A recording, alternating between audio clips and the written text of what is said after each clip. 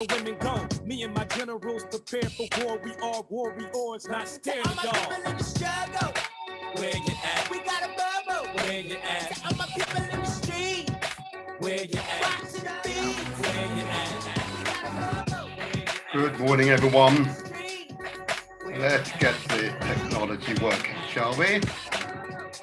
Good morning, everyone. There we go. Let's get the technology. We're connected to galaxyfreeway.net. There we go. Hey, the brainwashing station. What do you say?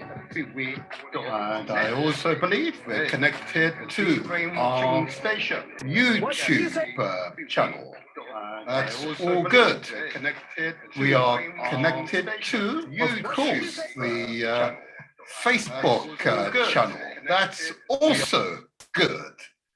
And of course, we are connected to our Mixcloud channel. That's fantastic. And if you are watching us via YouTube or indeed Facebook, and just to be clear, YouTube and Facebook is under The Motivator Show, D-E space Motivator Show. There you go. The Motivator Show.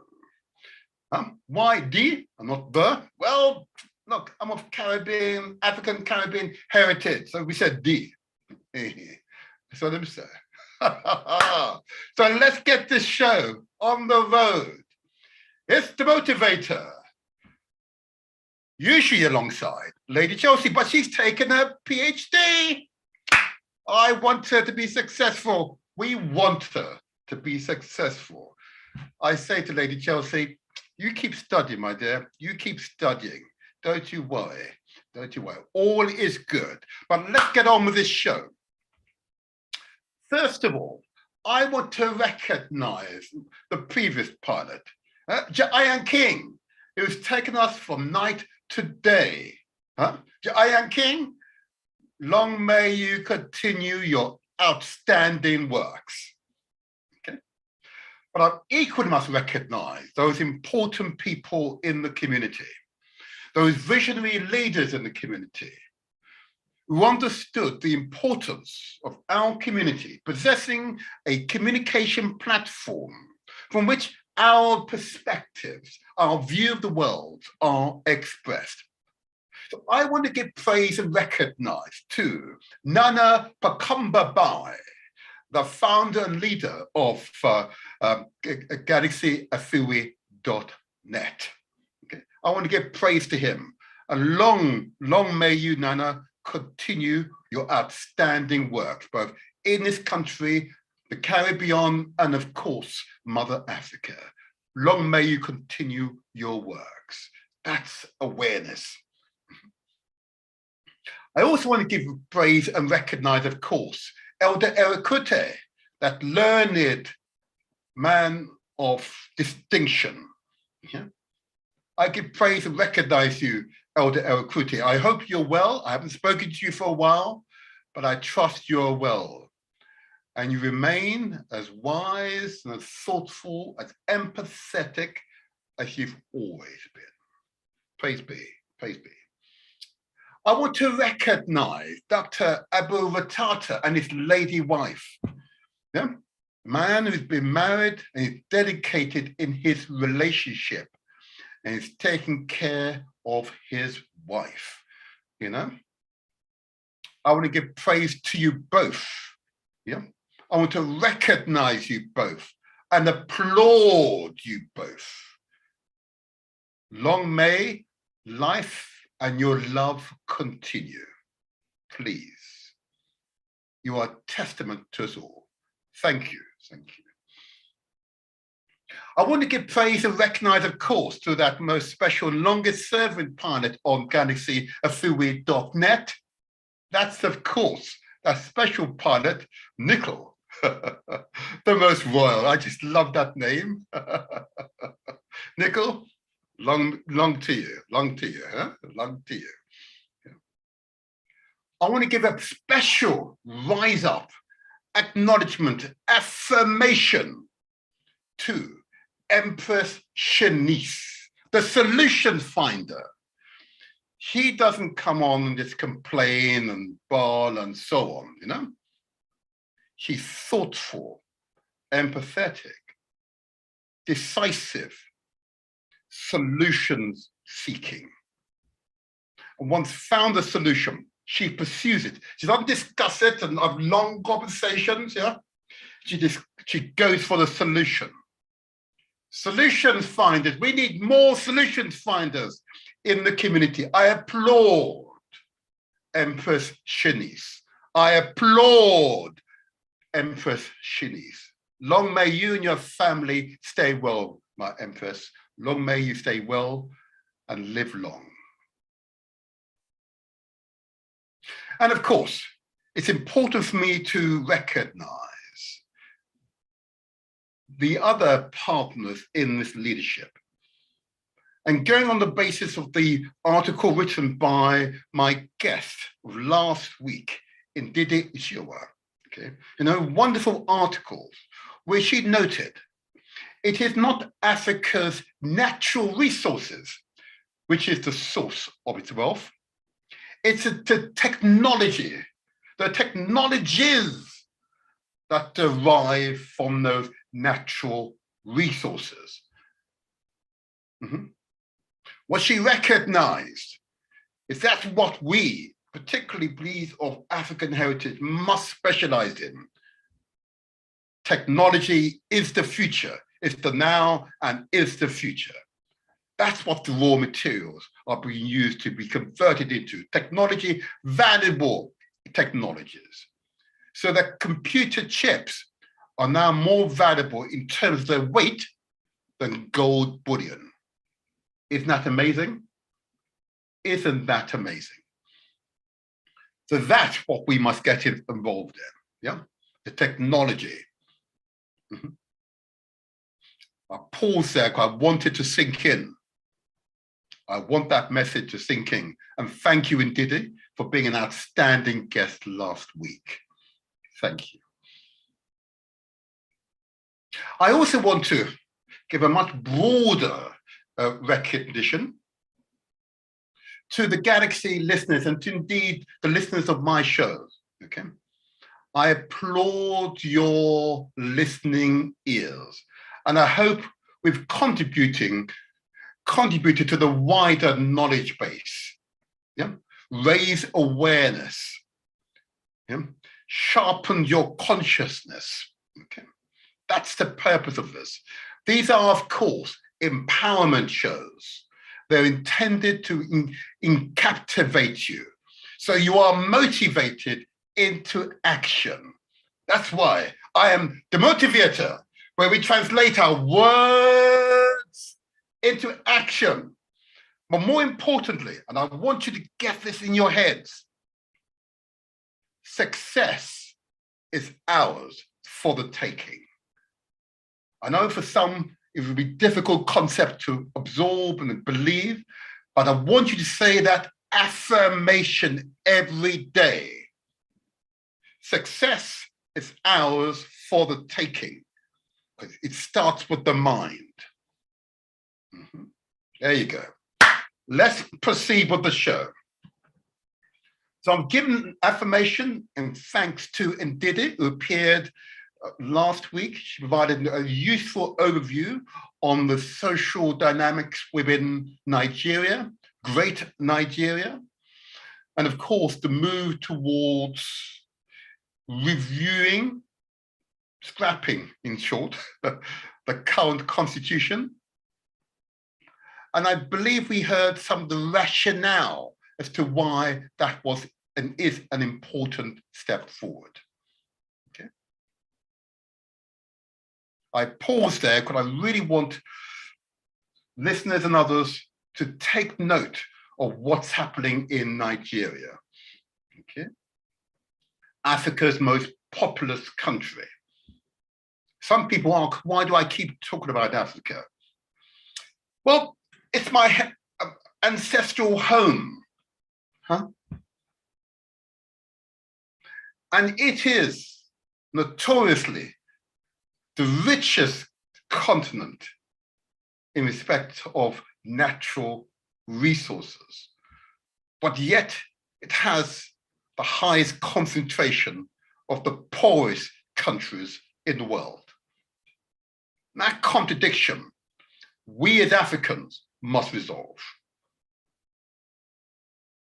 We must resolve it with focused determination. With people such as Chipa Kambabai, indeed Nana Pakambabai, Empress Shinice, and many others, and Didi Ishowa last week, many others, millions of others. Success is ours for the taking. Okay, let me move on, but I really want to get on to the next section of the show, which of course is the health section. I know some of you say, oh, not again, but I know that an increasing number of you saying, yes, we've got to talk about our health. Because not to do so will be to do a disservice when given the opportunity to the platform to discuss our health for a few minutes. Because I'm not a health expert. I can simply apply common sense to the professional advice I've received from the professionals. And you recall a previous guest of mine here, Elijah Timok, the nutritional pharmacist. And he gave us a very useful overview on what we should pay attention to. And I begin. I simply ask you to consider the amount of sugar or sucrose you're taking into your body each day. Sugar, one of these insidious ingredients that are added to our food so regularly, those cakes, to those processed foods, ready meals. Yeah. Diabetes is nearly at epidemic levels here in Britain amongst the Black and African Asian communities, and most certainly is the case in the Caribbean and parts of Africa. But I'll quote his name again, Professor Hilary Beckles, Vice Chancellor of the Universities of West Indies. In his speech, when he noted the epidemic levels of diabetes, okay, consuming far too much sugar and our body is becoming numb to it, therefore we're not processing it. Yeah. And diabetes has a whole range of secondary impacts on our bodies, but most certainly it shortens our lives. So I simply ask you, please, to consider the amount of sugar you're ingesting and consider steady reduction of the need to consume sugar and the quantities you are currently consuming. Yeah? I no longer add tea to my tea or coffee, additional sugar. I'm very careful as to the types of drinks I consume, particularly those so-called tin drinks, yeah? Which when you look at the labels, it says sugar or sucrose in significant quantities for taste. So I ask you to consider the amount of sugar you're consuming.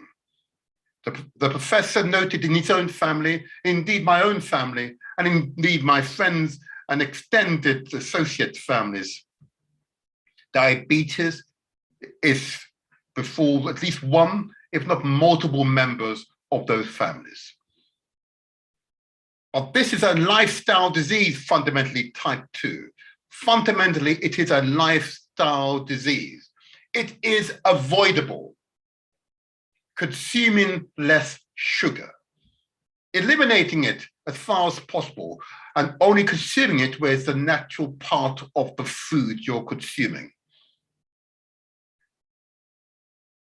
I pause, I really want this message to get across, but I know increasing numbers of you are hearing the message, and we've had an affirmation, a testimonial here on this show, by myself, a woman who rang up and noted that she was behaving in a way that was harmful to herself, and she changed her behaviors. Equally, I ask you to consider the amount of salt you're ingesting. Okay, salt we add for again flavor to our foods, but we don't need it in the quantities we are consuming salt. Yeah, major source of hypertension or high blood pressure, hardened arteries. I simply ask you to consider the amount of salt you're ingesting. I no longer buy salt in the canisters from the shops any longer, okay? Once I realized I could do without salt, there was a gradual reduction. I don't say go cold turkey. It's a gradual reduction. It's all that's required. Gradual reduction, okay? And over time, yeah, your taste buds, your body adjust to the need for excessive amounts of salt and sugar. Yeah, your body adjusts to it. But the long-term health implications are profound. Because hypertension is another one, or high blood pressure is another one of those conditions that pervades our communities. Yeah, the silent killer. Okay. I also ask you, please, to consider the amount of carbohydrates and starch that you're ingesting. Carbohydrate primarily from these wheat-based products. You know? It's not the carbohydrates themselves the problem, as is always the case. It's the quantity. We eat too much of it.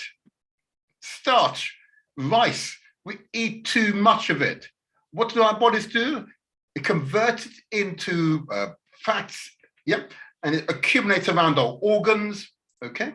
And it's staying there, it stays there for a rainy day, as it were. But you know what happened actually? Your body becomes bloated. Your body becomes bloated. Yeah? And you're carrying far more weight than you need to. So I simply ask you to consider the amount of carbohydrates and starch you are ingesting, just smaller quantities. Similarly, fats, you know, I've given the example of going to the butcher and buying meat. You see these white streaks in the meat, yeah? That's fat. It's fat. That's what it is. Your body is simply going to store it. Yeah. The source of the heart disease, yeah, fat in your arteries, clogging up your arteries, yeah, the source of your heart disease. We can do better. We will do better. We are doing better. Indeed, we must do better. If we want to live a long, healthy lifestyle, we've just got to make some tweaks to our dietary intakes. I paused, I wanted that message to get across. And I was challenged a few weeks ago as regards my comment on dairy products, okay? But I have to note, dairy products are just another form of bovine fat, in other words, cow's fat.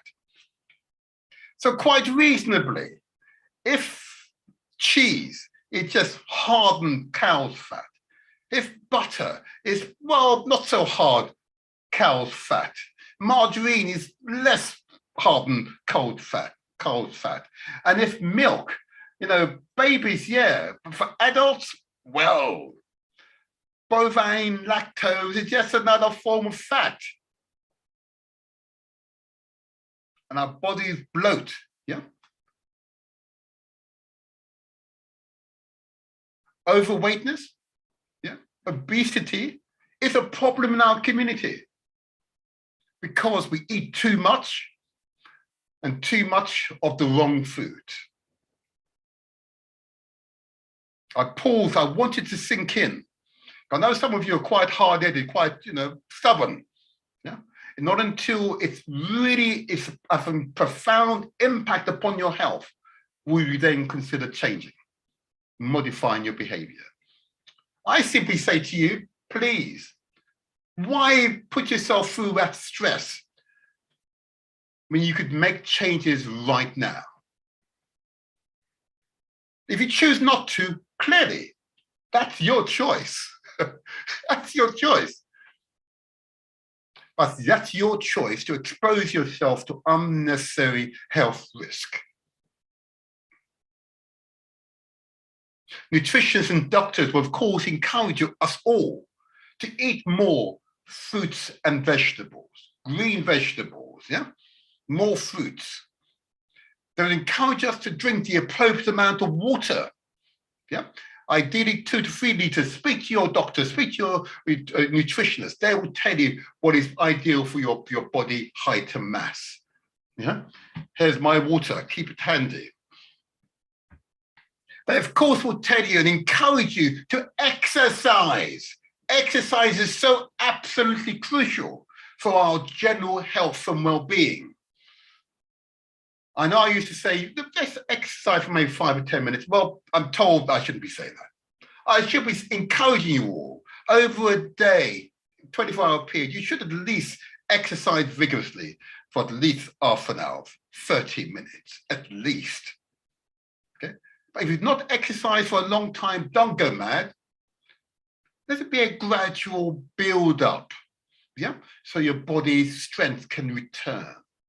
But that exercise, yeah, that drinking the appropriate amount of water, eating good fruits and vegetables, yeah, green vegetables in the right proportions will most certainly help to reduce your vulnerability to all the maladies that surround us, pervades our society at the moment.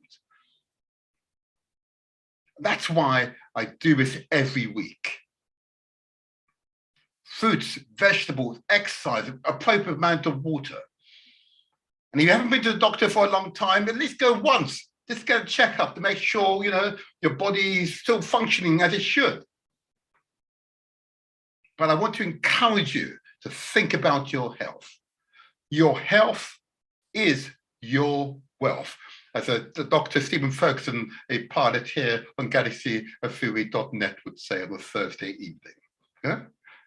Dr. Ferguson, I didn't understand him at first, but I absolutely understand him now. Your health is actually your real wealth. Okay? As Brother Kwame would remind us, and has reminded us from Nottingham would remind us, must also think about your mental and spiritual health as well. If in doubt, if you're feeling uncertain with your mental health, please, please seek professional advice.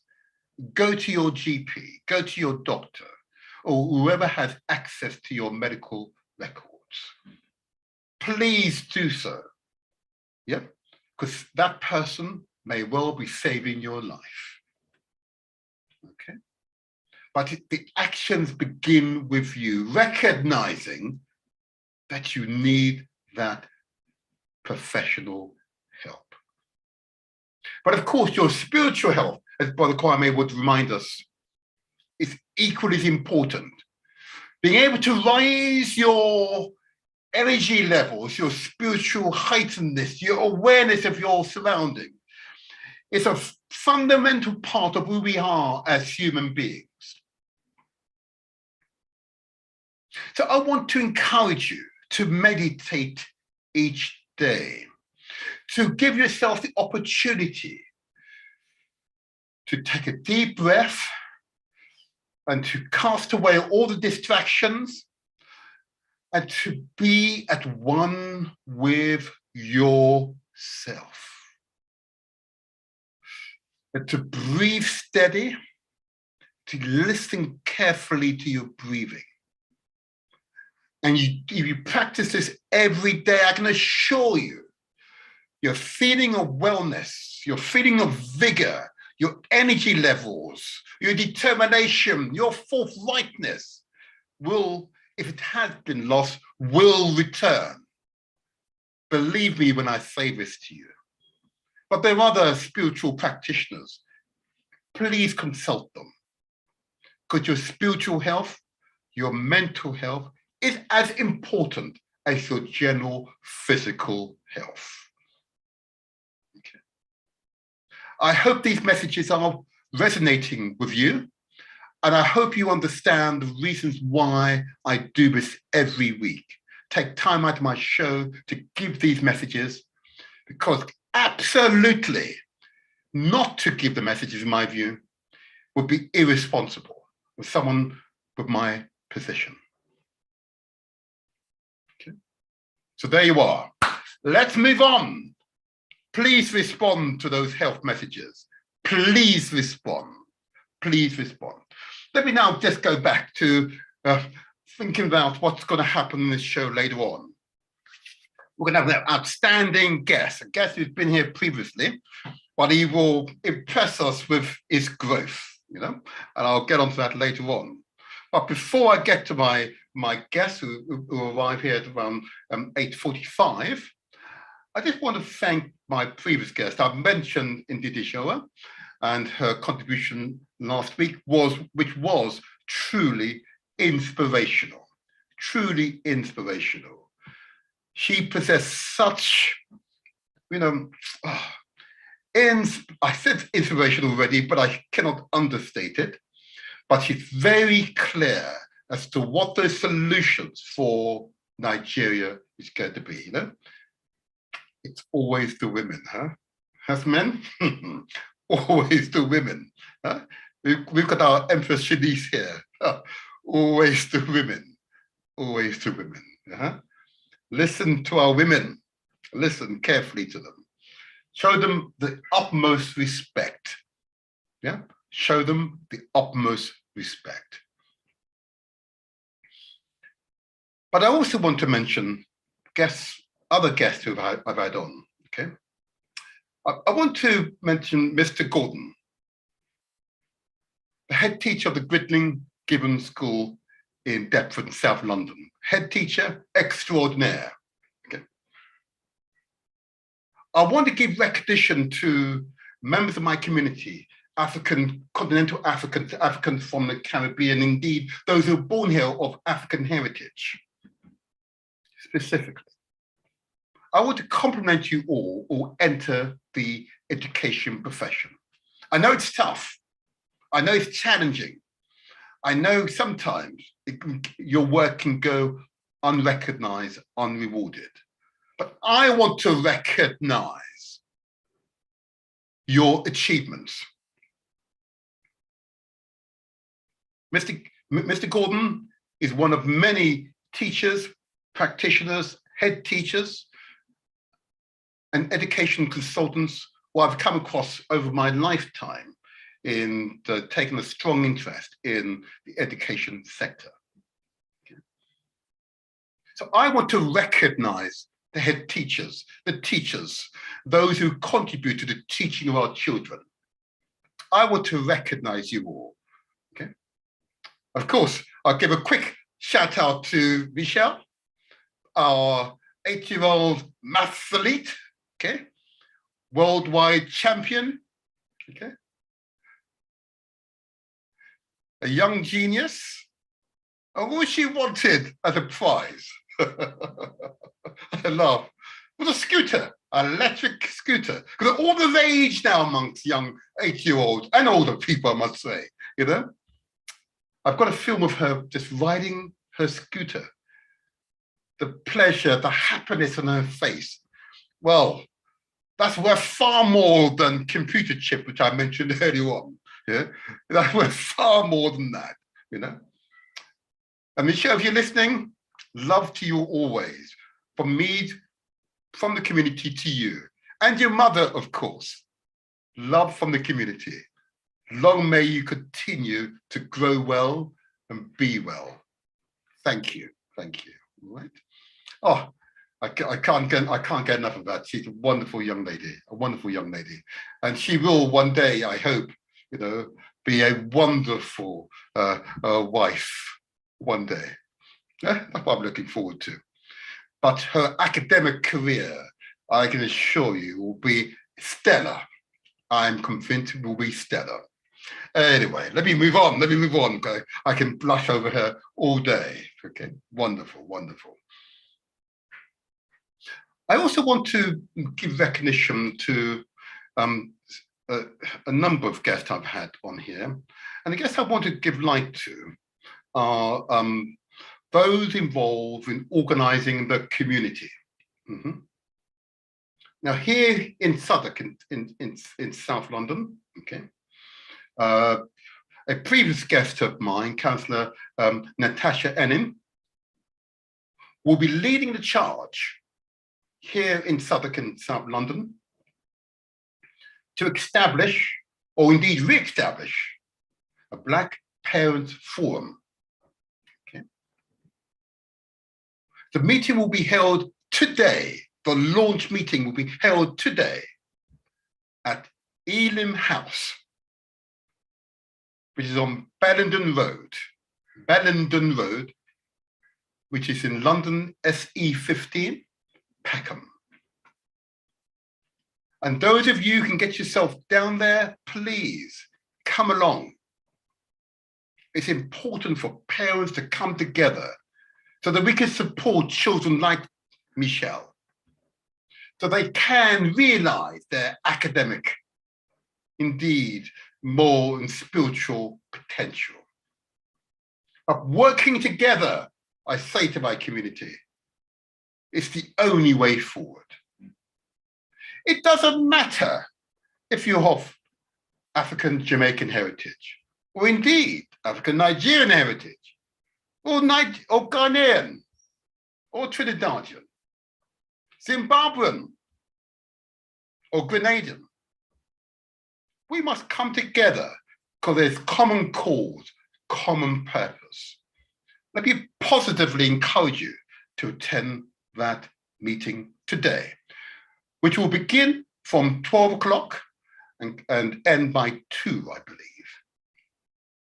But turning up on time is critical. Be there by 12 o'clock. Okay. An important step forward. So I want to congratulate Councillor Natasha Ennin. Okay. She appeared here, you recall, in providing advice to us all to survive the cost of living crisis, the energy crisis. Okay. There's another councillor here in Southwark who has a specific portfolio in terms of the cost of living crisis. I will invite her on in the coming weeks to discuss that matter even further, because we all know that this winter, despite the heat we're experiencing here in the summer, this winter, there are millions of families, millions of individuals who are really concerned with the rising cost of living. So it's important for us to keep this subject very much in our line of sight. So well done to you all.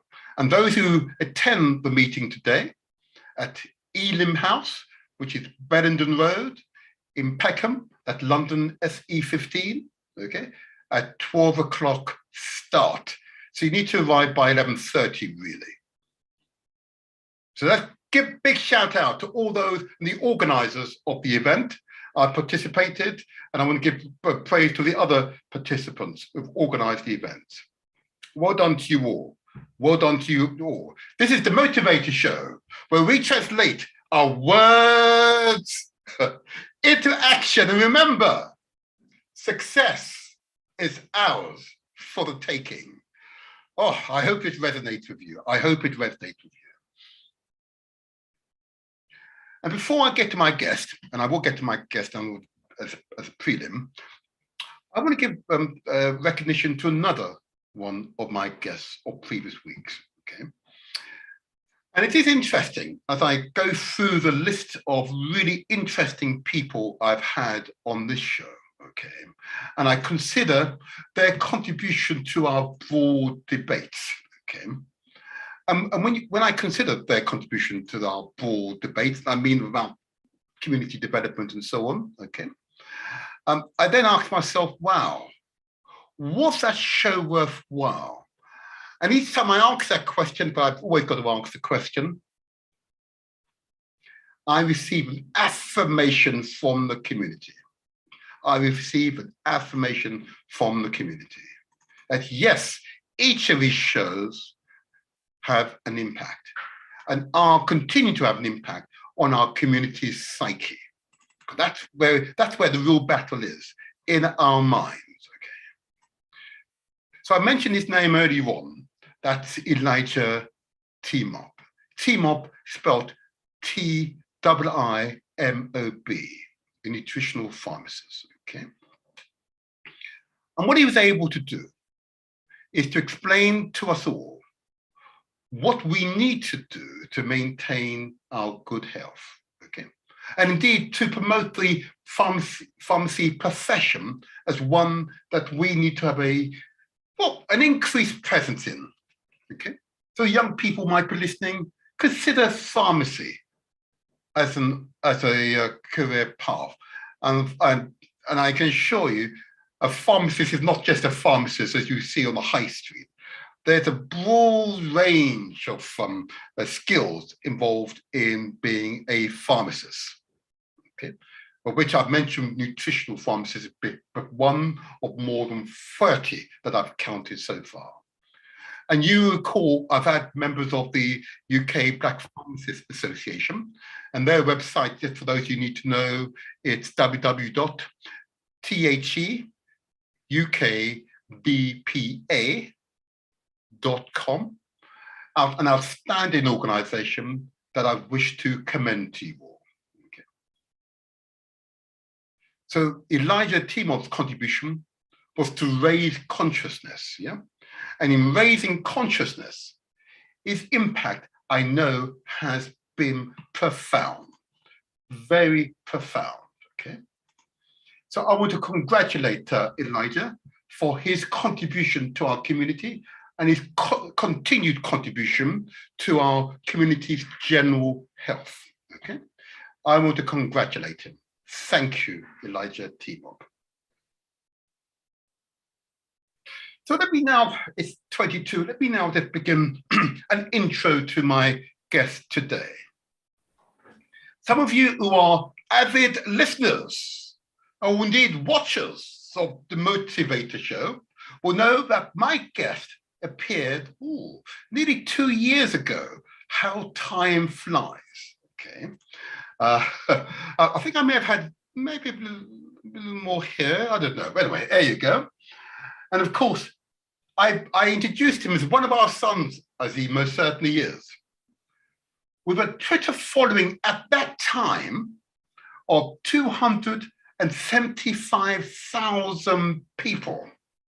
Okay, and I was struck by that when I came across his really acerbic analysis of the Brexit debate as was being had at that time.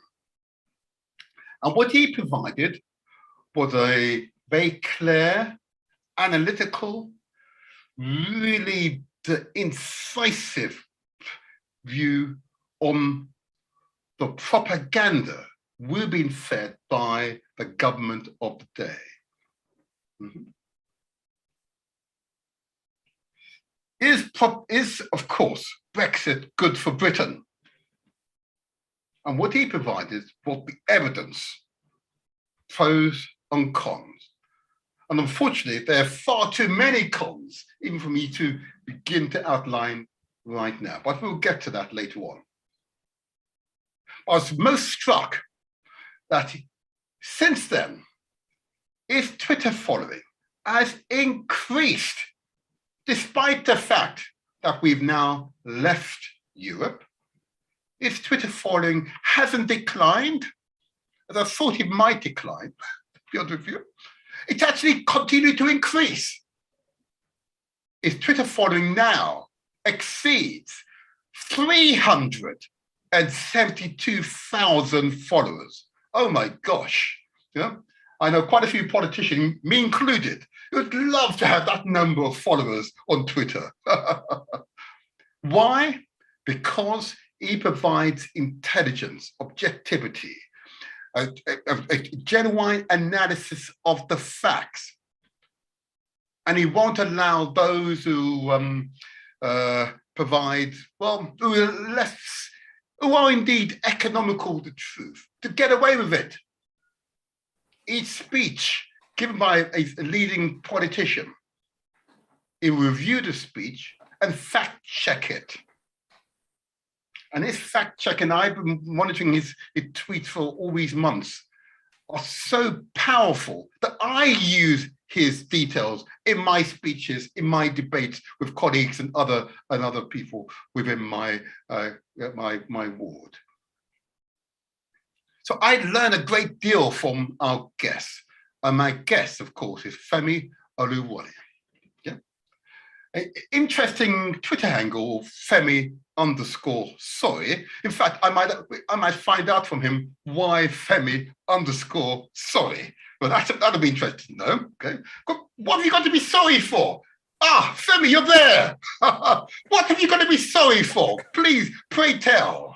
Well, I often use the phrase, I serve no God but logic. And that means that I end up saying things that are essentially the blunt truth, but often that means that it's not necessarily the most politically comfortable thing for people to hear. So I figured an inbuilt apology for everything that I say would be simply wise. But that doesn't explain sorry. Well, I guess I'm not really sorry. I guess I'm saying a polite apology. Oh, please, why apologize? The truth is the truth. Hey, it's the truth, isn't it? Yeah, I guess that's just the British side of me, just basically trying to smooth things over before I say something that somebody might get offended by. Oh, please, I don't think you can help that, don't you, mate? Because sometimes the truth can be so offensive. Look at the past president of the United States. He's now finding that the truth is catching up with him, okay? But if I may, Femi, let me go straight into this, as the audience are very familiar with yourself, okay? And I really want to, first of all, congratulate you on your analysis of the current Tory leadership debates, okay? And let me ask this initial question, if I may. Whilst I'm going to get on, whilst you're talking, I'm going to do some tweeting about you, okay? So forgive me, okay? So watch this. My first question to you is this. The Tory party have demonstrated that they are able to overcome what I thought was going to be, would take a lifetime, and that is ethnic representation in the leadership of the Tory party, the Conservative Party. Should we congratulate them for that? Well, so here's the thing. Okay. Representation is obviously something that we generally, as a general principle, want and essentially almost need. But here's the problem with that. The reason why a gay person might like it when they see a gay person get elected, or a black person might like it when they see a black person get elected, is because we know that A, they understand the adversities that we face, and B, that means they're in a best position to actually fight against those adversities. But if that person is on record as repeatedly saying, no, those adversities don't exist, then that doesn't help us. In fact, that harms us, because the only way you solve the problem is by first admitting there's a problem and then tackling it. But if you have, for example, people such as Kemi Badenoch, who said that it's illegal to teach that white privilege exists, even though the facts on her own government's website show that it exists. You can find on the government's website that black people are stopped and searched by police. I think it is currently 8 times more than white people, even though the same government website, so it's on Her Majesty's Constabulary, FRS, says that white people are more likely to have drugs on them when they're stopped and searched than black people. It also say that again, because believe it or not, it's one of those interesting details which are often overlooked. What do you say about white people and drugs being found on them? Say that again. On the HMCFRS, Her Majesty's Constabulary of the Fireman Service and I think police something, it says that white people are more likely to have drugs on them when they're stopped and searched than black people. Wow. And yet white people are stopped and searched by police 9 times less than white people, than black people. And then also in the government's recent race report, it showed that if you've got a black sounding name, you have to send more job applications to get a call back when you're applying for a job than if you got a white sounding name. So the facts of her own government show that systemic racism exists, yet she says that it's illegal to teach that white privilege exists. So she's essentially censoring the facts of her own government. So if you've got people who are like that in power, they can be whatever color you want, whatever ethnicity you want, whatever protected characteristic you want. They're going to be doing more damage than good to the people that they supposedly represent. And so, yes, it's great having, well, it would be great having these faces up there, but if they're there to do harm, or if they're there to facilitate others who will be doing harm, so even if Rishi Sunak gets elected, he hasn't said that much about the topics of racism or inequality. However, we know that people who might be in his cabinet, such as maybe Kevin Badenoch, such as maybe Priti Patel, who is on record as saying that her own immigration policy would have potentially banned her own family from ever immigrating to the country. These sorts of people are not going to be good in terms of the concept of representation. Thank you. Well said. Well said. Another question in that case, then. The Conservative Party, the Tory Party, have been in power since 2010. And they've had a few leaders and have extended their control of Parliament. Is that a sign that they are a strong party and that Labour is weak? Or is it a sign that Labour is strong, but not as strong, indeed, as the Conservative Party in terms of their policies and directions? What would you say?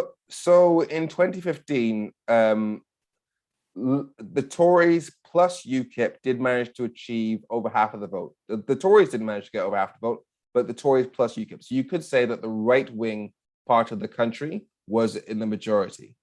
But that's only happened 3 times since the Second World War. And yet the Tories have been in power for most of that time.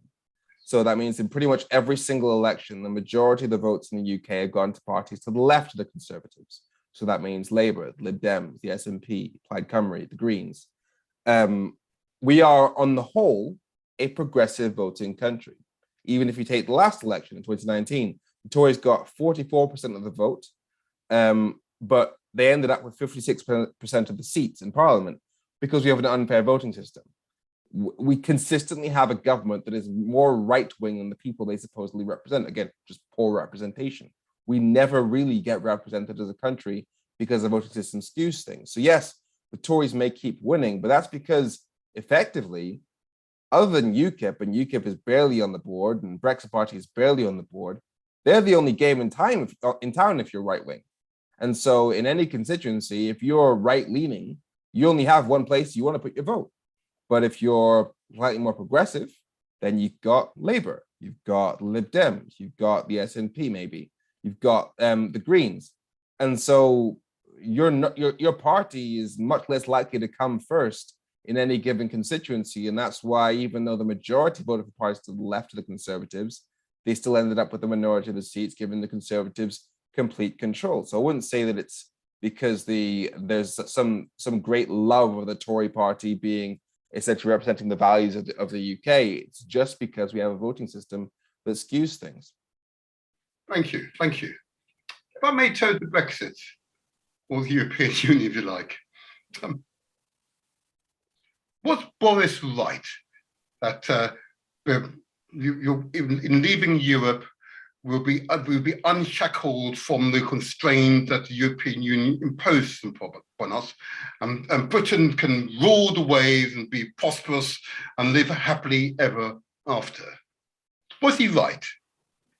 So in the 2 years that Boris Johnson, 2.5 years since Boris Johnson took office, you've had consistent complaints from throughout the Conservative Party that we haven't, not throughout, from the hardcore Brexiteer part of the Conservative Party saying we haven't taken advantage of the advantages of Brexit, of the opportunities of Brexit. We haven't gotten rid of all those EU laws. We haven't diverged from EU regulation and really taken advantage of that new sovereignty, that new power, that new freedom.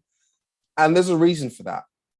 The deal that Boris Johnson signed, well, for starters, the reason why the EU exists to begin with is because if you have 28 different countries making all their own rules and all their own different types of products and services and parts of their industries, then if you wanted to sell your product or service to those different countries, you'd have to comply with 28 different sets of rules, which would make it so much more expensive to do trade. And so that's why EU countries make laws together. And so diverging from EU laws really only hurts us anyway.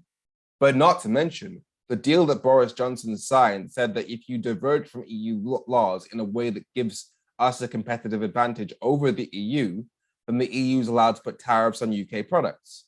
So Boris Johnson has been well aware, and the Tories have been well aware, that if they make changes that are too significant, then it will end up damaging us even more than it would do normally. And so that notion of we've unshackled ourselves from the laws of the EU, from the restrictions of the EU, it's really a fantasy if you look at the fine print of what we actually signed. And this is the deal that Boris Johnson spent 3 years saying he had the perfect deal. Theresa May's got a bad deal. I'll give us the best deal. This is the will of the people. And now he's literally in the process of renegotiating what he spent 3 years tearing apart the country over. And as for how it's actually affected people, there's so much. I mean, even recently as yesterday, we had the Dover going into basically collapse because, the final straw was the fact that the French side didn't have the staff, but they already had hired hundreds of staff to deal with the extra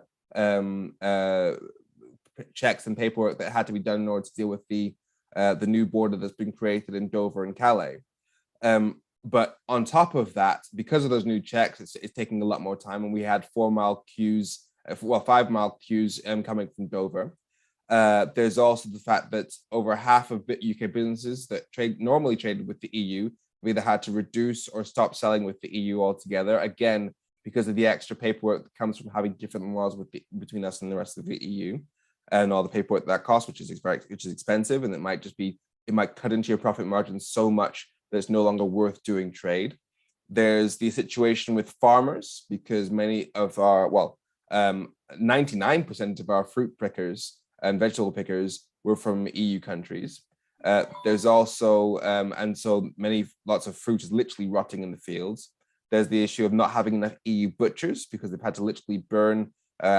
In about March, it was about 40,000. I can only imagine it's roughly about 50,000 at least now, pigs that have had to be culled, i.e. thrown away because we don't have the EU butchers to turn them into food. There's the situation in Northern Ireland, which was the biggest stumbling block during those 3 years from 2016 to 2019, where we didn't know what to do with the border because the peace and stability in Northern Ireland was based on having an open border between Northern Ireland and Great Britain and between Northern Ireland and the Republic of Ireland, because 3,600 people died during the Troubles over that disagreement. And the compromise they came to was having the open border on both sides, but Boris Johnson signed a deal that kept an open border between Northern Ireland and the Republic of Ireland, but closed the border between Northern Ireland and Great Britain, which really annoyed the Unionists in Northern Ireland who were propping up his party. And so, and now that those people have basically held the government in Northern Ireland to ransom, saying, we won't let you form a government until you basically get rid of that border. He's now passed a new law, which will effectively break through his Brexit deal, which he sold to us as oven ready. And so it's just been an utter shambles in every part of our lives, making everybody poorer, not to mention, and the government's own Office of Budgetary Responsibilities. So basically, the government's economic brain, people who they go to see what's going to happen if they do this policy or this policy. They're the ones telling them that based on what they've seen so far and what they predict for the future, Brexit is costing our economy 4% long term. Now that is twice as much as COVID. So this has made people poor. Absolutely, and well said. And I want to encourage many listeners who are watching this, who are not on Femi's Twitter angle. I can assure you, it is a pleasure to behold. The quality of his research and presentation is second to none. Give out your Twitter handle now. It is Femi_soy, isn't it? There you are. There you are. As I said, the soy business, I'm not sure about the soy, but anyway, we won't go back to that again. Well done, well done. Further question for you on the realities of Brexit. So as Brexit made the cost of living crisis worse than otherwise be, are Europeans, continental Europeans, better off than we are as a result of Brexit, in your view? So there's two sides to that. On the is Europe better off than we are? Unfortunately, that can't be used. Whether or not Europe's doing well or badly can never really be used as an argument for or against Brexit. Because ultimately, even when we were in the EU, there were countries in the EU that were doing economically worse than us. I mean, we look at Greece, for example. So the question isn't how is Europe doing? The question is always just, are we doing better or worse than we would have done had it not been for Brexit? And in terms of the cost of living, the government's constantly saying, look, we'd love to help you more, but we have to be sensible with the country's finances. We have to make sure that we're not borrowing too much or raising inflation too much, because what about the future? What if that measures inflation further? What if that we have to pay that money back in the future? That's going to be a cost for our grandkids, etc. And the problem with that is that's based on what do we think the long-term health of the economy is going to be like. And they've already said the long-term future of the economy has been damaged by a scale of 4% by Brexit, which means in blunt terms, there would be more money to help people now, if not for Brexit. And so they have made this cost of living crisis worse. Thank you. And again, I don't need to elaborate further because your explanations are so well crafted. I know as a politician that you're communicating to the masses, and that's excellent. And I'm not sure why you're not a politician, but we'll talk about that another time. We'll talk about that another time. Anyway, if I may, just taking us forward, and I want to now just talk about the Conservative leadership debate. Okay. Now, I've got to say, it has been quite an interesting experience to hear members of the Tory party finding their position on a range of policies that would have an immediate impact upon us, because we know whoever wins us will be Prime Minister. Okay, so I'm interested in your viewpoints. Would you consider, and let's talk about the current top two at the moment, Rishi Sunak and Liz Truss. Of the two, are there either one of them worse than the other, or would you consider them to be of equal complement or indeed damage to the country? So it's a really difficult question, because even if you come to the conclusion that one of them might do less damage, ultimately they both will do damage, and arguably the one that does the least damage might be the harder to beat when it comes to the election. So it might be harder to essentially stop that damage if they do less damage, which is a tricky one. So all I could do is basically compare the two. As for Rishi Sunak, he has, as far as beating him the next election, he's I did a joke about how imagine Rishi Sunak taking power because the previous guy broke lockdown rules, yes, lied about it, yes, and got fined by police. And yes, he's just there like, yeah, I'm change. I've made things better. Which is insane because he's done the same things. So he has that hanging over his head, and obviously Keir Starmer doesn't because he got cleared by the police. There's also just the voting record of, I think both of them, because they're Tories, they've consistently voted to lower people's benefits, to against raising people's sick pay. And so when you look at what people have been through over the last, well, you could say 3 years, or just the last 12 years, if you take into account austerity, cutting people's benefits, and especially during the pandemic, refusing to raise people's sick pay, that sort of thing, certainly if it's mentioned and brought up effectively by the opposition, could be really powerful in terms of telling people who these people really are. So that's Rishi Sunak. Not to mention, as Chancellor, lots of Tories are not fans of him because he has raised taxes. They hate that. And as far as the economy goes, the UK had the worst recession of all G7, so advanced countries.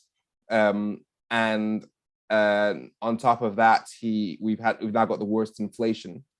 And then there's Liz Truss, and she's a less known entity than Rishi Sunak. People know her less, which is one of the fears that I had about Penny Mordaunt, that nobody knows who she was, so she might effectively give the Tories a clean slate. But she does keep going on about the stuff that she's really proud of, which is mainly her post-Brexit trade deals. Now, forgetting the fact that most of those trade deals were simply trade deals that we used to have via the EU, which we've essentially gone to those countries and said, hey, we're not in the EU, but can we still have the trade deals? And they've mostly said yes. But when you actually do the maths, and the maths has been done on her own government website, and this is the thing with this government, they keep their own websites keep exposing them. The government website, if you do the maths, it shows that the value gained from those trade deals that she's done are about 178 times smaller than what we've lost from the lost trade with the EU. So her greatest victory is a loss. Interesting. And I've seen you tweet this. It was interesting. I think you need to, just for the audience, just to unpack that, just so the audience can understand what you mean by that. Okay, because I saw you tweet it, and I had to go away and just do some additional work on it to understand what was meant. So, of course, the European Union, as previous Conservative Prime Minister would have said, Margaret Thatcher, it's an economic opportunity for Britain. Could be open borders right across mainland Europe. Okay, and therefore, without the bureaucracy, you can trade. And of course, free movement of people was essential in her mind at the time. Okay, so that's understood. But the trade deals between Britain and the other countries are designed, of course, to create an environment in which it's easy to trade between these two countries, not dissimilar to the open borders that we had previously. So why should there be a disparity between the two? Why? Between what exactly? Sorry. Just so I'm clear. So between us being a part of Europe and take advantage of the open borders and there are no restriction on trade, to us separately outside of Europe organising a trade deal that allows us to trade with countries with a view to minimise the bureaucracy involved. Why should there be a difference? After all, the European Union is simply an open borders environment, and Britain can do the same out of Europe with quite specific countries. Why not? Why shouldn't that work? So in terms of our trade with the EU itself, as I mentioned before, the main benefit of the EU is the fact that they make laws together, and so there's no barriers to trade. However, it's not just the technical term for that is harmonization. You harmonize the laws so they're all singing from the same hymn book. But that doesn't cover all of how it works. There's also something called mutual recognition. Now, what that means is you essentially recognize and agree with and accept the regulations of other European.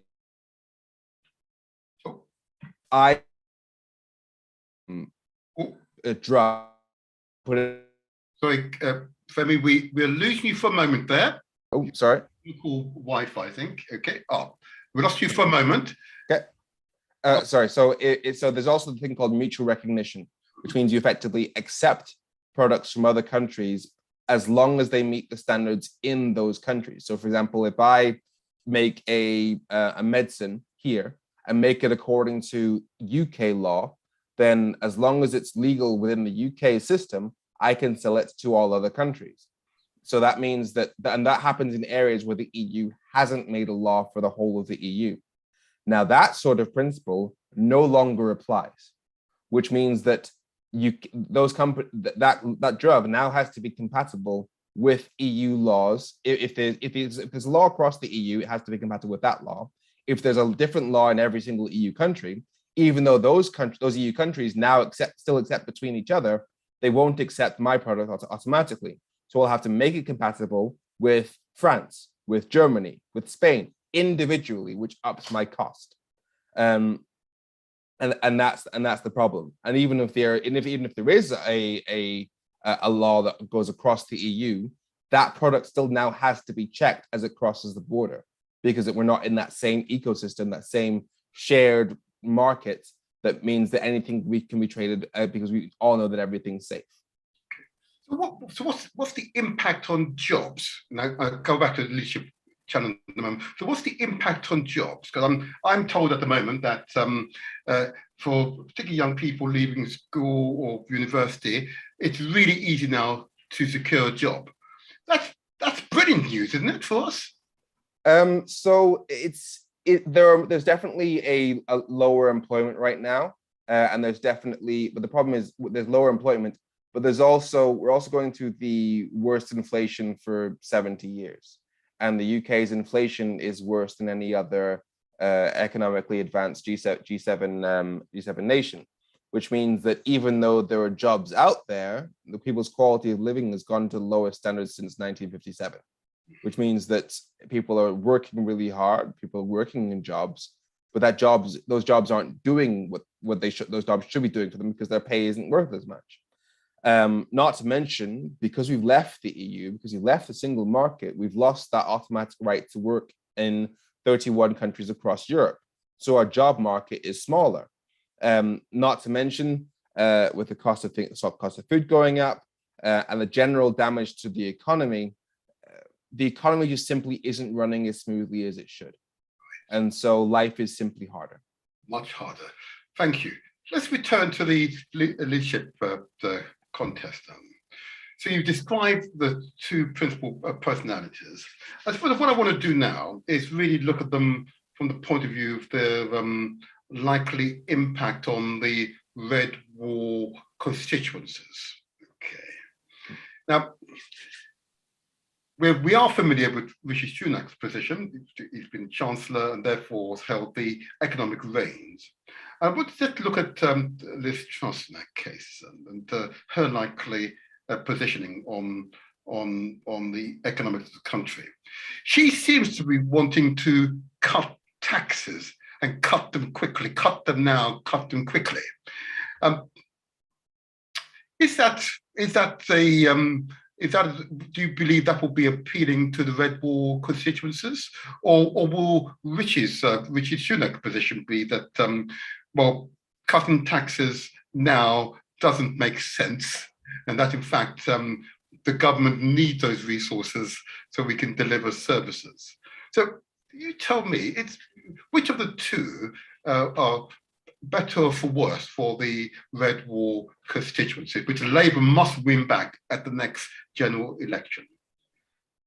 I have to be really careful with how I say this, because it's so easy to look at the Red Wall, say they voted Brexit, and often speak disparagingly because they voted for something which we can all now see is harming people, especially them. But we can't deny the fact that the Conservatives have a track record of managing to sell things to the Red Wall that ultimately hurts the Red Wall. And we've seen that with the whole levelling up promise. We saw it because they promised to basically deliver for those areas. And instead we saw during furlough, we saw them essentially deprive Manchester of furlough support. We seeing Andy Burnham, the mayor of Manchester, campaigning hard to get furlough support for Manchester, but they refused to do that until London had to go into tier 2 as well. And so that shows that they were still prioritizing London over the North because that's who they are as people. And so the promises of tax cuts, if they manage to sell it well and say, oh, we're going to be cutting your taxes, but they have raised national insurance. That's what they do. And so if they really cared, they might cut taxes for corporations, but ideally cut tax for corporations in the North. Don't cut them for corporations in the city of London, because if you cut tax for big business in the North, you might drive more businesses up there. But the way they do taxes, it's always just to benefit the super rich. And unfortunately, they have a track record of being able to sell policies that are really just for people like them. And I'm worried that they might be successful again unless Keir Starmer can make it really clear what they're doing. Brilliant. In fact, you've just taken me segue into what I wanted to ask. So what does Labour need to do to win back the Red Wall constituencies? So I often use this phrase called the left has lost the trust of many working class people because we've been discriminatory in our anti-discrimination. Now, what I mean by that is if we on the left have seen people of a certain race, ethnicity, gender, sexual orientation, religion, having fewer opportunities than somebody born to the majority demographic, we will shout about that on Twitter really loudly. We will go on marches. We will talk about it with our friends.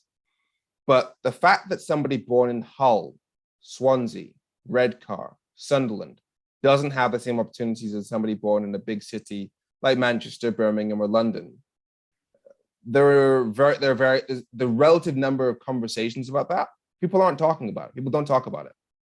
And, or at least not in the mainstream left circles as much as we should, and not as much as for those other issues in relation to those protected characteristics of race, gender, ethnicity, and sexual orientation. And so there has been this created feeling that the left doesn't really care about you if you're in the North, if you're working class. And that's a perception which, unfortunately, you could say that it's come about naturally because Labour has been out of power for longer than the Conservatives.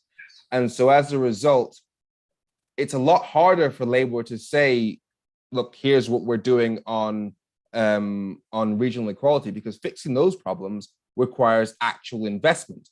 And you can't do that if you're out of power. The only things you can change while out of power is the conversation, and the conversation can only change things in relation to those protected characteristics by talking about equality and promoting those with words, not necessarily economic policy.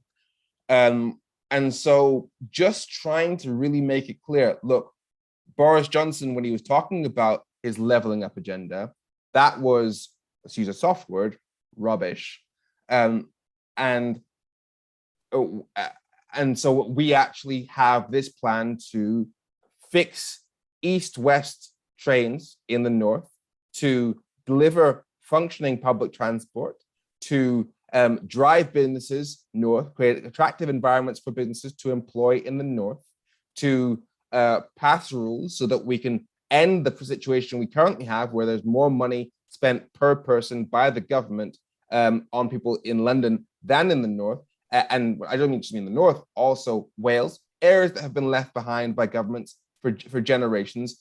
As long as, if Labour can make that really clear that, look, we heard you when you voted Brexit. This system doesn't work for you, that we're one of the most regionally unequal countries in Europe, and we will fix that just as much as we campaign about all the other issues that here the left typically talk about. That is how you really make sure that Labour gets back in the right position. But ultimately, none of that works if the left is still split. And the left will still be fighting each other, because we saw in 2019, the majority voted for second referendum parties. That got over 52% of the vote. But the Tories still won because the voting system is rubbish. And so because Labour and the Lib Dems and the Greens and the SNP were all fighting each other, their votes got split and they lost many seats where the left collectively should have won. And so the only way that you get the left to work together, make sure that all progressive votes actually count, is if there's an agreement between those parties not to compete against each other in seats where it's clear that only one party has a chance of beating the Tories. And the only way you can get that kind of agreement is if everybody is confident that this will be the last time they ever have to do that, because that's not a real way of doing democracy. And the only way you get that is if there's a firm commitment from Labour that if we do get the Tories out, we will change the voting system so that every single person's vote counts equally, because right now that's simply not the case. And that feeling in 2016 of needing to take back control, that may have been a rubbish slogan by the Leave campaign, but it tapped into something real. People know that their votes don't count. People know that they might live in a constituency where one party has always won their entire lives and their vote doesn't really make a difference either way. The need for every vote to count is dire in the UK. And that is one of the biggest things that needs to change, because, again, as I said, we are a progressive voting country, but our voting system keeps driving us to the right. Interesting. I'm not going to express a view on the voting system because I may or may not agree with you. It's an interesting debate, but that will divert us somewhat.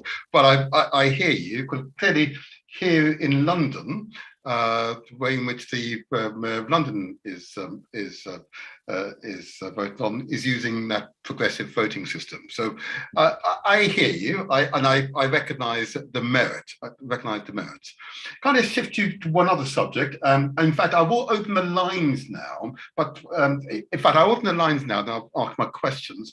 Those of you who want to engage with Femi, and you can see he has studied the subject that I'm particularly interested in, that's politics. He's got a clear understanding of the economics implications of politics, and Brexit is a good example of it. And most certainly he's got a very, I think, a reasonably balanced view on these social issues which affect us all, and he's providing an objective analysis of the way forward. And I again encourage you all, because I don't see you writing very often, Femi. You don't articles and others. You don't do articles. Yeah. I do a bit. I occasionally pitch newspapers, and occasionally they get through. But I find that I am more effective in video format than I am on paper. But you're in control of that, aren't you? Exactly. Absolutely. The number to call to engage is as follows. It's 0208 133 5616. Okay. I repeat, the number to call to engage, Femi, it's 0208 133 5616. Okay. Now, if I may, whilst thinking about that, and I find that many of my audience wants to listen to my guest, let's ask this question. Should members of our community get involved in politics? And if you're saying yes, why should they get involved in politics?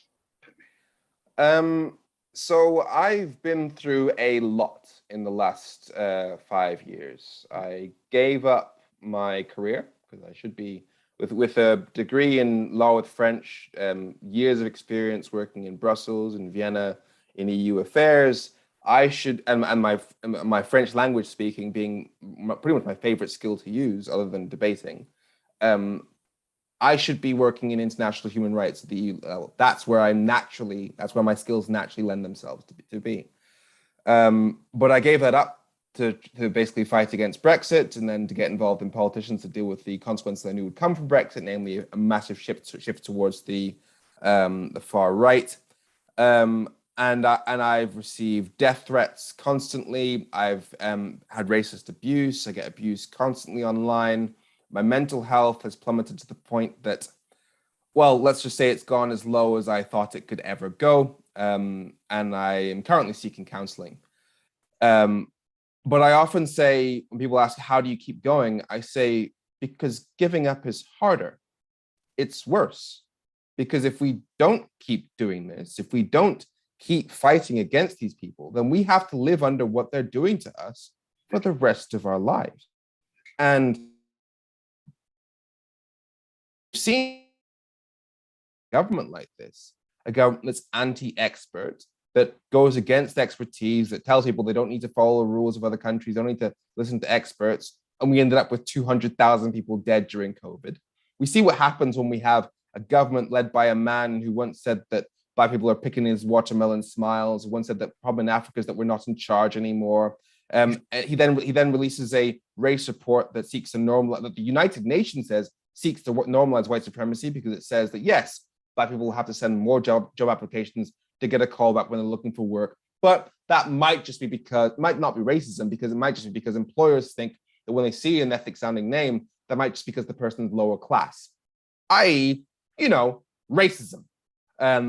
And this has real world implications, because they're not going to do the things that we need to sort out these problems. They're not going to introduce, like, for example, blind CVs to make sure that people aren't discriminated in the workplace. They're not going to introduce stricter rules to get rid of the racial bias, that we aren't stopped in search as much. They aren't going to introduce stricter, better rules around and incentives towards paternity leave to make sure that people aren't discriminated at work because they're more likely to have a child. These sorts of things. They aren't going to do the things that we need to improve people's lives. And that's because of where we are now. So we have a choice. We can either fight like hell to make things better, or we live under these people and suffer under these people for the rest of our lives. And when the referendum result came through, my first thought was my country will never be good again. And that if Nigel Farage has managed to convince the majority of UK voters that his is the right way to go, maybe I'm not welcome here. But it took speaking to people who voted for Brexit and realizing that racism was really something led by the politicians and not something that was innately felt by the majority of people in the UK. And B, just remembering that, hey, we have the right to take control of our own futures just as much as everybody else. And we have to get involved because it's our lives that are at stake as well, sometimes literally. Yeah. And so if you don't get involved, things get worse. Well said, well said, well said. And I've got a tremendous respect for you, tremendous respect. And I'm choosing my words carefully. We want you to stay safe, though. Okay, okay. But your conviction, 100%, 100%. We've got to do this. Yeah, we've got to do this. Yeah, we've got to do this. But taking what you just said further, I'm going to assume that you have support around you, because I can see with the number of those who are following you on Twitter, and I see increasing numbers on Facebook, that in fact, you should be in a really strong, you're in a very strong position to be an opinion former. Yeah. So if you were to change this country, what would this country look like? What would be the material difference that average woman and man on the street would see if Femi was the Prime Minister? I think, so for starters, we need a written constitution at the very least. Okay. Now, it'd be very difficult to get that done on a Bill of Rights type of thing. For starters, I think Bill of Rights is rubbish, because I think human rights have to be done at the international level, because the whole point of human rights is to protect countries from protect the people from their governments. As we saw, the reason why the first international human rights treaty came about was after the Second World War, where certain countries, where some leaders were bad towards the people in their countries. So what you wouldn't want, and it'd be difficult to get agreement on what human rights and how exactly to word it. So what you could do is just get some really core principles in there about the rules of how you run a government. So for example, if somebody breaks the law, they shouldn't be allowed to run for office. Absolutely. If somebody, we should have change the voting system so that everybody's vote counts equally. We should have genuine criminal consequences. You should be criminally liable for the consequences of your lies. So if you tell a lie in Parliament that is so bad, that is clear to that is clear that you had no reasonable basis for believing that it to be true, and the consequences of you telling that lie ruin people's lives in a significant way, you should be held criminally liable for that. And so that's what I do from a constitutional standpoint. Just basically, standards in politics should be backed up by genuine consequences. I would also deal with regional inequality as a matter of priority, because I believe that one of the reasons why you had the racist Tommy Robinson types going to places like Sunderland and those small towns that have been left behind, and really targeting those areas with their rhetoric of, hey, they're the reason why you're poor. Those people who are on benefits, those minorities are the danger, etc. The reason why I did that is because they were tapping into an anger that already existed. People knew that this country wasn't fair. People knew the country wasn't working for them. And if the best way to neutralize that problem and the racism in the UK is to deal with the underlying problem of inequality, because inequality breeds inequality. If you have a country that is unfair as ours, if you have people in certain parts of the country knowing that there are more opportunities in other parts of the country, and they know that they are struggling a lot, then they're going to be desperate to find reasons. Oh, why am I being treated like this? Why isn't life better for me? Why is it better for them? And so you've got to fix those problems, because there are other countries, many other countries. We're one of the most unequal countries in Europe. And so if you actually have equal opportunities in every part of the country, you make the temperature of the conversation so much better. Wonderful, wonderful. I have to say, it's good that you end with the word equal opportunities in every way.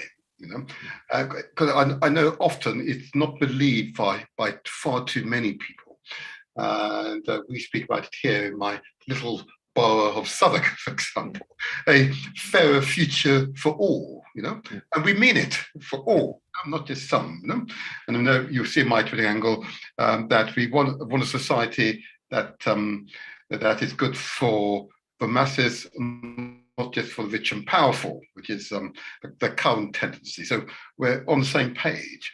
But for me, taking what you said further, okay, would you consider entering politics formally? And I think at some point I will have to, by necessity, purely because I talk so much that people are going to say, well, if you think you could do better, why not go for it? So I think I'll essentially get forced into it at some point. Okay. Especially as, I mean, the reason why I do what I do is that has always been that sense that there's nobody at the wheel, that the people who are leading the conversation don't know how to do it properly. And so if we don't grab the wheel, we're going to go off a cliff.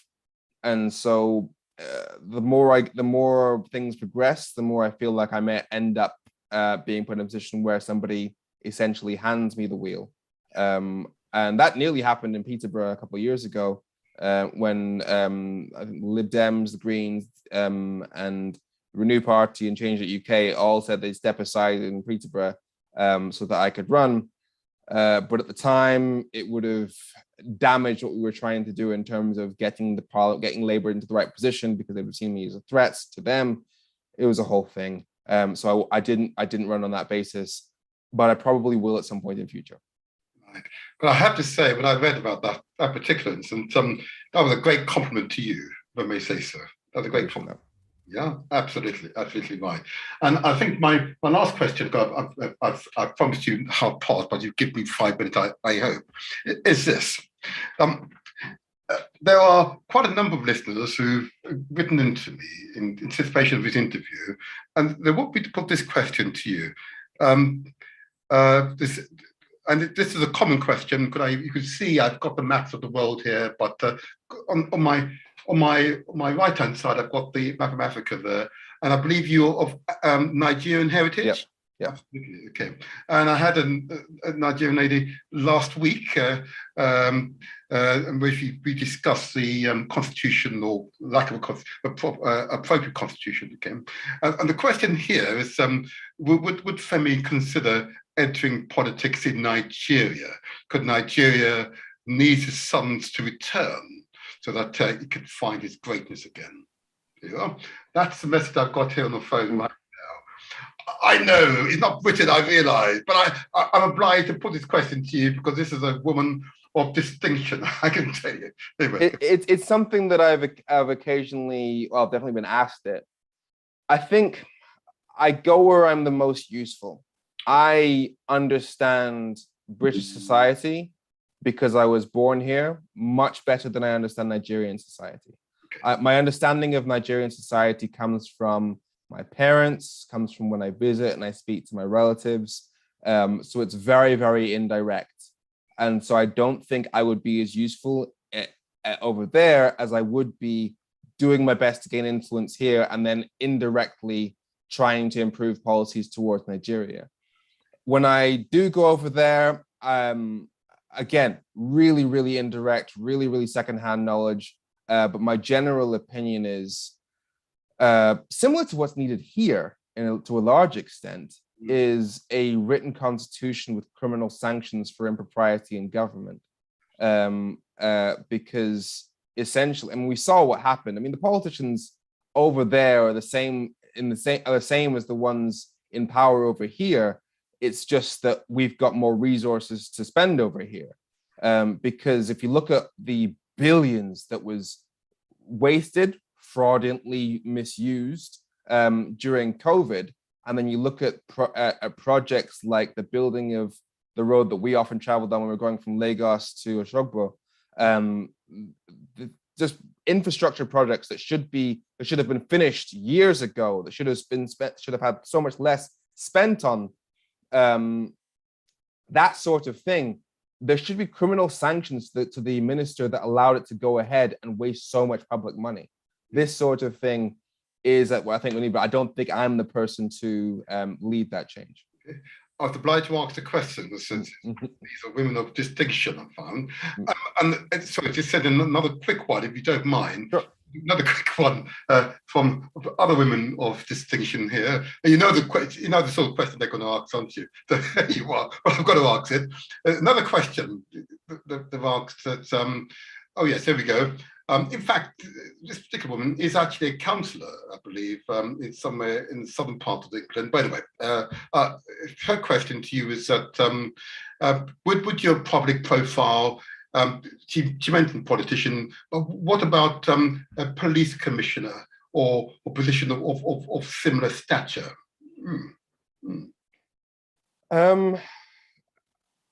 I genuinely, again, I base what I do based on where I believe I'm the most useful. So if that was something that people wanted me to do, people thought I'd be useful, or if I felt I could help, sure. However, the privilege that I grew up with parents that brought me up in really in middle class areas, I have not experienced what it's like to be over policed. Okay. I have not experienced that at all. I've had police harassment in my past, but nowhere near as much as many people have experienced. I think you need somebody who has experience of how it's been done badly and what needs to be done correctly in that sort of position. And I very much live my life by expertise should go where expertise is needed, and lack of expertise should not go where expertise is needed. I don't believe I have the expertise for a police. That's fine. That's it, right, ladies. Honourable women, I put the questions to him, so please. Okay. Well, you understand, Femi, don't you? Okay, there are other questions, but I won't answer those questions of you. We do that offline, I think. But anyway, and my last question to you, if I may. Clearly, your presence on Twitter and the influence you're wielding is considerable. Okay. Is the future for you one in which you do go into politics, or is the future for you to help others to be a mentor and coach and train others from our community to come into public life? Yeah. Mm-hmm. I think I definitely prefer the latter as just in my bones. For starters, because I've never liked the idea of people doing things because I have the power to make them do them. So that I don't like the notion of chasing actual power. Influence, yes. I like the idea of my words having power because of the strength of the argument that I'm making. I also think that because, again, as I mentioned, I grew up with privilege, I believe that the actual leaders of our country should be people who didn't have that. I would much rather work for somebody who's working class. I would much rather work for a woman, or I'd much rather work for people who don't have the privileges that I grew up with, so that they can actually lead, and I can essentially be their right-hand man and just basically get some stuff done for them, make the arguments in the places that need to be made. That's my ideal sort of role. If I had that position of basically helping drive the conversation and supporting somebody who actually knows what the struggles that people go through and knows that in their bones, that's where I would think would be ideal for me. Thank you. Thank you very much. Our time is run out now, but it's brilliant, absolutely brilliant. I look forward to doing this again maybe in 2 years' time. But sure. It's now, it's going back 2 years previously, 275,000. Currently, what's your following level now? You've got follower count right now is 373,000. 73. I had 72 here. 73,000. So maybe just under 500,000 next time. Maybe. We'll see. We'll see. Femi, thank you. Thank My you pleasure. For clarity. We welcome your determination, and whatever you need us to help you to continue to succeed, we will do so. And I will continue to encourage those of you who are not on Twitter, get on Twitter, follow him.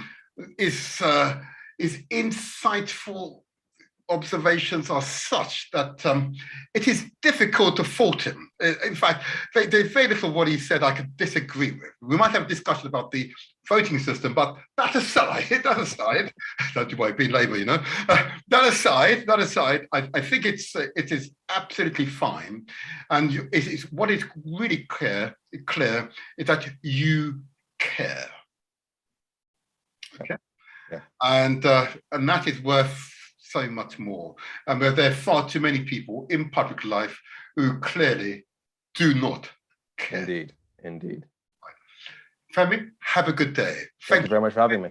For being an outstanding guest this morning. Take care. Bye-bye. Bye. Wow. Well, that was Femi.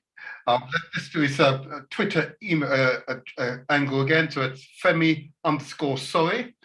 He's a social commentator, has been for the past, 5-6 years now, has more than 373,000 Twitter followers.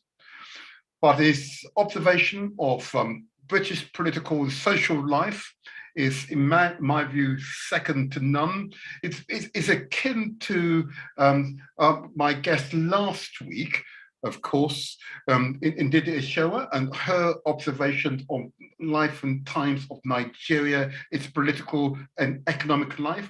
They're both very similar personalities, and indeed, both Nigerians. Interesting country, huh? Interesting country to produce such outstanding human beings. And that's why I pay attention to Nigeria.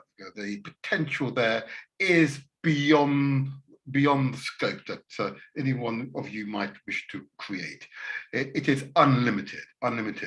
That's not to say, of course, that Ghana is another fascinating country, and Zimbabwe, who I've met some outstanding people from those two countries. And that's simply down to my limitation, possibly, but true talent I've found certainly from Nigeria, Ghana, and Zimbabwe. Most certainly, those three countries are countries I pay a special attention to. But nevertheless, this morning has been really quite useful, provided you useful insights. And I wonder, in the minds of the listeners today, whether or not it has broadened your perspective. Okay? But of course, change is not possible without your active involvement. We can't and should not never allow others to do it for us and wait for them to complete the process, and therefore we then go on to benefit. We are all change makers. And I don't mean you're making large contribution to the debate, but you're just making a small contribution. 1 million people making small contribution, that's a big movement towards change. Okay? And there's some fundamental changes that need to occur in Britain, in British society. And Femi has alluded to, and the interesting outtake from that interview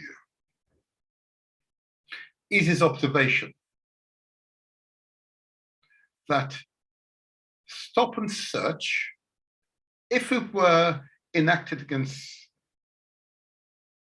the majority population, the white population in this country, would yield far higher rates of drug seizures than has currently ever been the case against the Black or African heritage communities.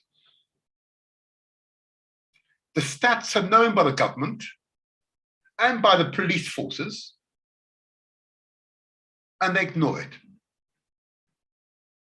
They ignore it.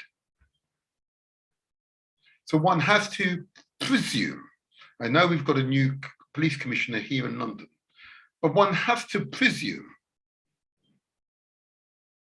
the reason why they ignore it is because they have malicious intent.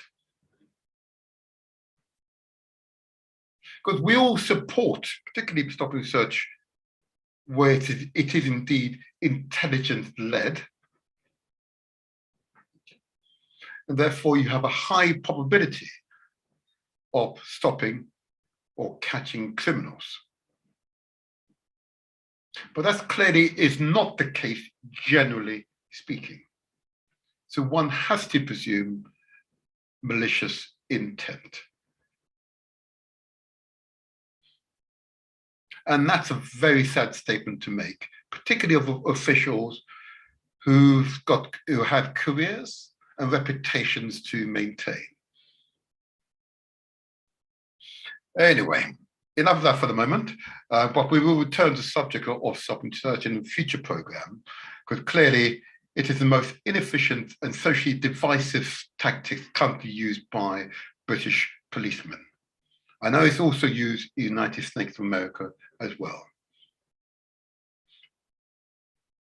as a means to undermine the economic and social development of members of my community. That has to be the only reason why it's used quite so extensively. So I'm going to try and arrange an interview with the Commissioner. We'll see if he will accept the invitation. But I want to have that debate with the head of the police service here in London. So I'll be writing to the Commissioner to see if I can secure an interview.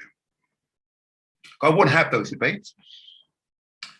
I know people such as Lee Jasper, yeah, who've made it clear that stop and search is used as a weapon against Black communities, African communities. It's not there to protect us. And that's, again, a fact is difficult to refute. So Lee, who's chair of the Alliance of Police Accountability, is to be applauded in his work. So if you listen to this, Lee Jasper, I applaud you in your work for genuine police accountability. But of course, I know the reason why the police are able to continue this behavior is because of politicians. They still retain political support in government. Okay. But I applaud the mayor, our mayor of London, Sadiq Khan, for citing this, in other words, institutional racism in the delivery of the police service, as well as misogyny, homophobia, general sexism within the police force. So the previous commissioner, who indeed was a woman, had to go. He had the ability to sack her. I'm pleased that relationship still doesn't change, appointed by the Home Secretary, but line managed directly by the mayor, and the mayor if he loses confidence in the police commissioner, can indicate as such, and with the intention that person should no longer hold that position. That at least is the way it should be. Anyway, we'll return to that subject. Well done, Lee. Keep up the good works. Keep up the good work. So I want to give another shout out, if I may. For those of you who live in London, or indeed those of you who live in Southwark here in London, who want to be a part of something great. So Southwark, which has now elected a record number of Black and other ethnic minority councillors, a record number. The Labour Party here in Southwark has elected a record number of Black and other ethnic minority councillors, me included amongst them. Yeah, of truly a forward-thinking, visionary local party. Okay. One of its members will be leading the charge today in launching Southwark Black Parents Forum. Come together parents, loving parents who care about their children,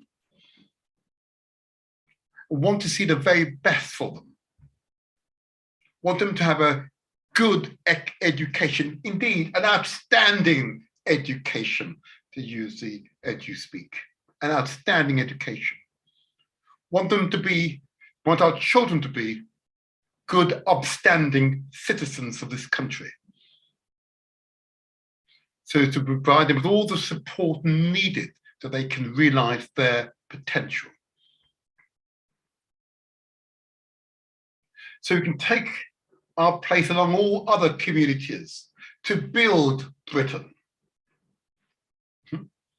Extend its links across Africa and the Caribbean, yeah? And develop economic advantage both for the Caribbean and Africa, for Britain, and vice versa. Because that's what will make Britain great. So those teachers who think it's okay to undereducate our children are harming Britain. All the independent analysis suggests that immigrant populations contribute more to the exchequer. In other words, we pay more taxes than what we take out. My parents are truly hard-working people. My children are hard-working people. They have my workaholic mentality. I have my parents' workaholic mentality. We pay far more taxes than the services that we benefit from. And that is a common theme across all immigrant communities. So for Britain to be great again, the changes that Femi suggested earlier on would need to happen. It has to be truly, to use the Southwark Council terminology, a fairer future for all. Femi said equality for all, absolutely. And whilst the former equalities minister suggests that there is no thing as racial bias in this country, I simply say to her, please reflect upon your words. Okay, I realize the company you're in. Don't worry, I realize that, but reflect upon your words. I'd ask you to reflect upon your words. I'm not going to castigate you. I'm simply going to ask you to reflect upon your words. But I'm very conscious that if our society is to progress, we need these open and transparent dialogue. And next few weeks, we'll have a dialogue we're on a subject which we have discussed previously. And some of you remember Josephine, of the White Allies organization.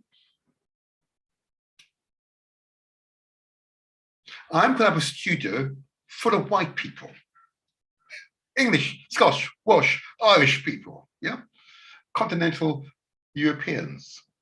I'm going to have a studio full. We're going to have this open, frank discussion.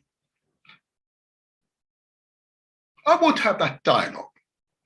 I believe that is the next step for my party, for open and frank dialogue. Okay. We need to talk about these subjects, these fractures in our society. We need to talk about it. We mustn't be afraid. We've got to look windward. Because only through these frank, open, honest discussions can we find understanding and trust. And to pretend that this discussion is not necessary is to suggest that, in fact, there isn't the problem. Okay. So I very much understand the viewpoint of white working class women and men. I very much understand it. You know? I very much understand it. Okay, I can understand how they feel about their society, as it were. I understand it. Okay. Although often I say to myself, well, but gosh, you've allowed the rich ones amongst the communities so indoctrinate you to believe that somehow you're different from other peoples around the world. It is a problem, you know? It is a problem. But I'm confident, though, having spoken to so many working class people, traditional white, English, Scotch, Welsh, and Irish working class people, that there is a tremendous sense of optimism. There's real opportunity for us to forge new relationships. Yeah, there's real opportunities working together to build a more inclusive society. That our government isn't dominated by those who just happen to go to a private school or the top 4 or 5 universities because they can afford it and because they were privileged. Okay.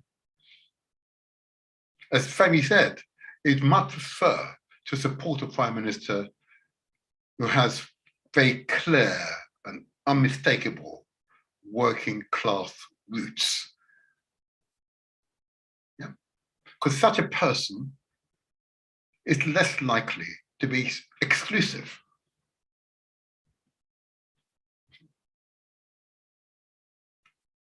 But we all believe in Britain. It's more than just an experiment like the Americans. Yeah? We believe in Britain and have got great hope for Britain, aspiration for Britain. But to realize this, to effect the changes necessary, we've got to work together. I talk about Africa a lot because Africa is a jewel in the world, you know? And Africa has got to be allowed to economically evolve, you know? So you can raise people out of poverty. Yeah? Those in the Far East, in China and so on, have been raising people out of poverty. Okay. We need a global plan to raise people out of poverty in Africa. And therefore, we need to support the African countries to do so. Okay. That's why I talk about Africa a lot. Not only that needs to happen, but of course, ancestral homeland. It is absolutely necessary, and it'd be good for the world, good for Britain, going to stimulate trade opportunities. After all, if Britain is moving towards a position where it's producing technology advanced products. You need customers. Okay. China is creating its own customer base there in the Far East. India is a subcontinent with tributary countries of more than 1 billion plus people. Africa needs to do the same. And because of the proximity of Europe to Africa, the trading opportunities are incredible. Many, many trillions of pounds worth of trade are going begging. Simply going begging. It's in Europe's interest to help African countries to industrialize. It's in Europe's interest. And Europe will remain the poorer whilst Africa is not industrialized. Simple maths, really. A bit of common sense, actually. It's up to yourselves. I will continue to do my little bit towards those big aims. But I will be working with the whole community so that the whole community benefits from the wealth of the community. That's in our community. And as Femi said, yes, he's received significant resistance. We have no choice. We have no choice. We must do what we're doing. We have no choice, because the future is what we make it. Indeed, this is the Motivator Show, where we translate words into action. And of course, success is ours for the taking. Anyway, that's enough for me for today. Until the next strong, as Nana Pakambabai often says, the founder and leader of Galaxy Radio, galaxyfooey.net. Until the next strong, another exciting guest. I look forward to speaking with you, hopefully. But please, if you're viewing us on YouTube or Facebook, please give us a like or subscribe, just so that we know that you're interested in subjects for the forthcoming program. It gives us a sense of this is having an impact. Okay, so subscribe to us on YouTube and Facebook, or give us a like. It's now 10 o'clock. I must leave you. Stay strong, all of you. Stay strong. And remember, together, we can all make a difference. Giving up is not an option. And if you feel in doubt, seek advice. You are never alone. Until the next strong, I am the Motivator. There you are. Take care, all of you. Take care. Bye-bye. Bye-bye.